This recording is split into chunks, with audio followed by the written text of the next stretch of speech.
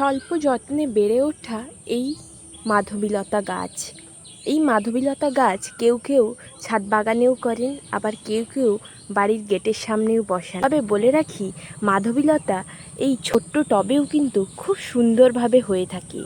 আমার গাছটা দেখো, কিছুদিন আগেই গাছের কাটিং তোমাদেরকে দেখিয়েছিলাম, তারপরেই গাছে ভর্তি ফুল হয়ে আছে। মাধবীলতা ফুলগুলি প্রথমে এরকম সাদা ফোটে, তারপরে ধীরে ধীরে এই ডিপ রেড কালার চলে আসে। এই মাধবীলতা গাছের যত্ন কিন্তু খুবই সহজ।